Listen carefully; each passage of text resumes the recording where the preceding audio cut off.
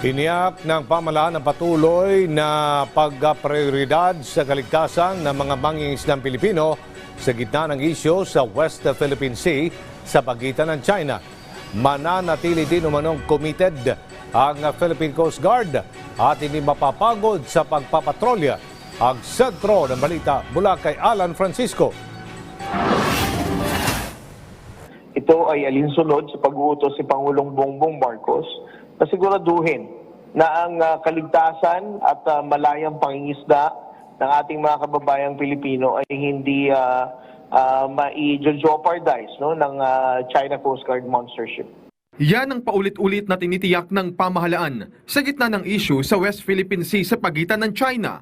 Sa programang Mike Abby Live, sinabi ni Philippine Coast Guard, spokesperson for the West Philippine Sea, Commodore J. Tariela, na mandato sa kanila ni Pangulong Ferdinand R. Marcos Jr. na siguraduhin na hindi nahaharas at hindi manganganib ang buhay ng mga mangingisdang Pinoy ng monster ship ng China Coast Guard na nasa exclusive economic zone ng Pilipinas. Ang nasabing monster ship ay unang nakumpirma ng PCG noong January 4 ng taong ito. Agad silang nagtalaga ng tauhan dito para i-monitor at tuloy-tuloy lang sa pag-radio challenge.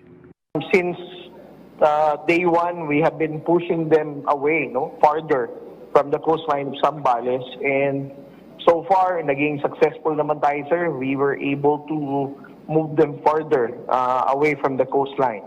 Giit ni Tariela, nananatili silang committed at hindi mapapagod sa pagtiyak na napapatrolyahan nila ang West Philippine Sea.